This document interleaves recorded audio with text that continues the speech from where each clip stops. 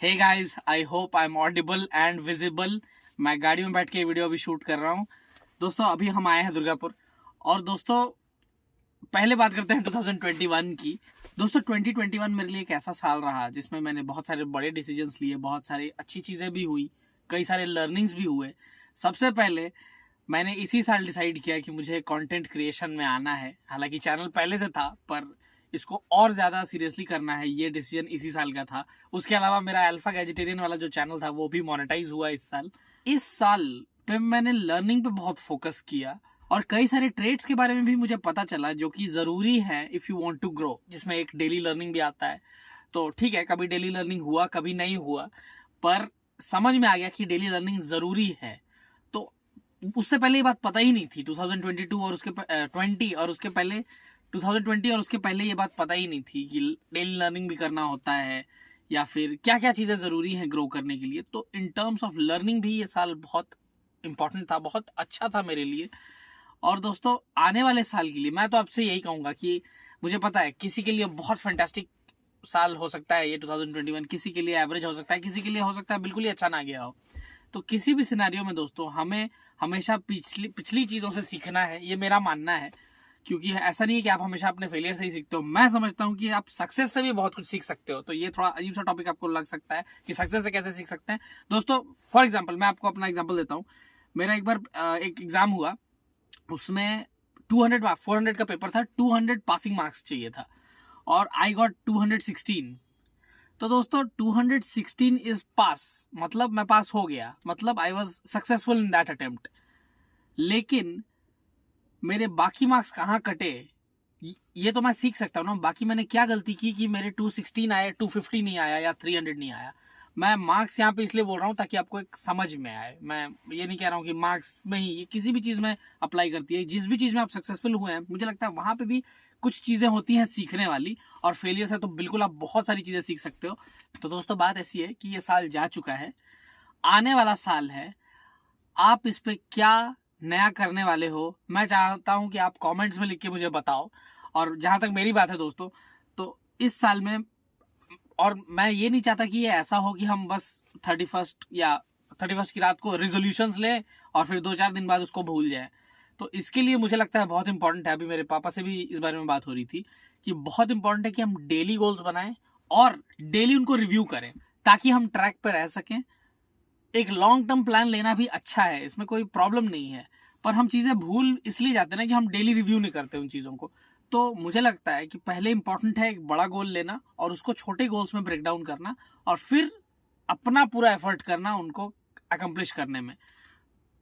क्योंकि दोस्तों एक गोल बनाना, बहुत जगह हम सुनते हैं कि सपने देखो, बिल्कुल सही है ये बात, सपने देखने चाहिए, गोल्स भी बिल्कुल बनाने चाहिए।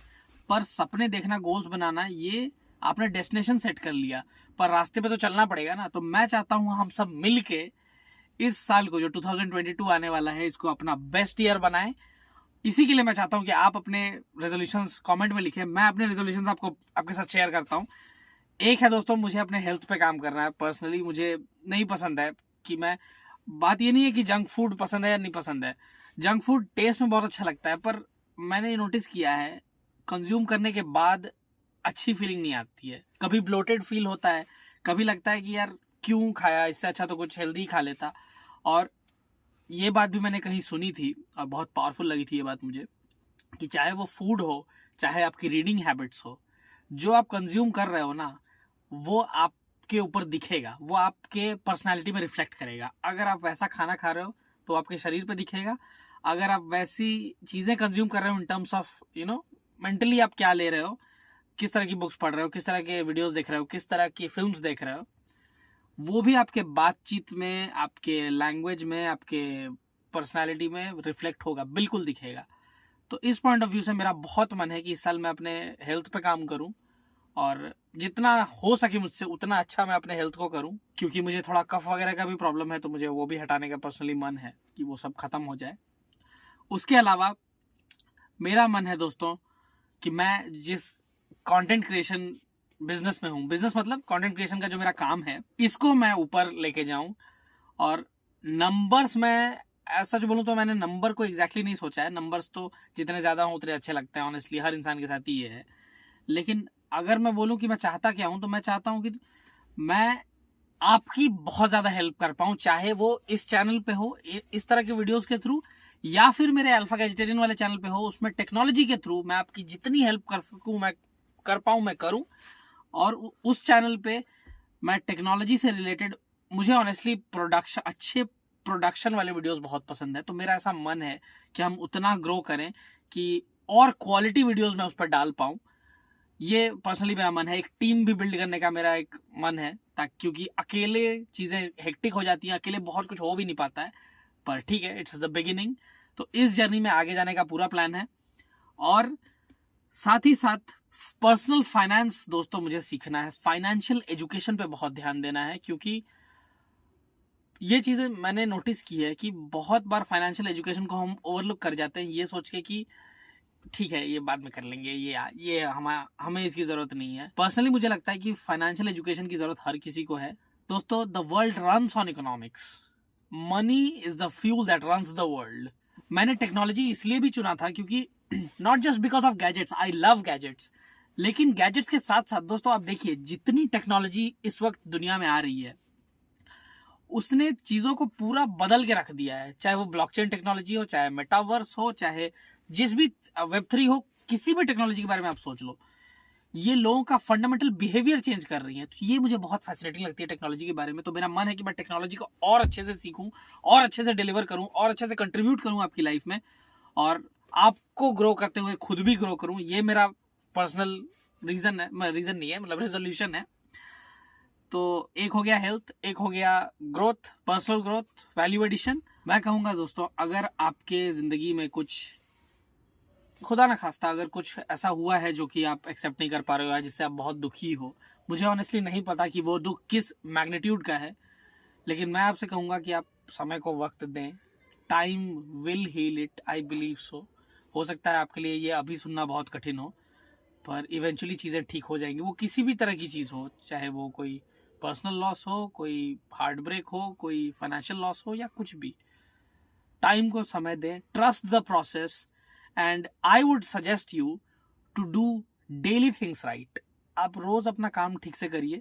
ये पर्सनली मैं खुद को भी बोल रहा हूँ। मैं ये चाहता हूँ दोस्तों कि मैं और जो हमारी कम्युनिटी है, जो जितने भी आप लोग हैं मेरे साथ, हम सब मिलके इस चीज को फॉलो करें और डेली प्रोग्रेस पे ध्यान दें।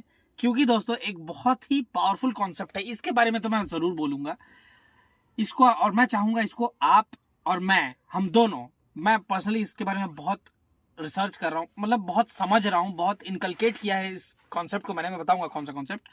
पर इस साल में मुझे बहुत डीपली इस कॉन्सेप्ट के बारे में पता चला है, और ये मुझे पहले नहीं पता था। मैं बताता हूँ क्या।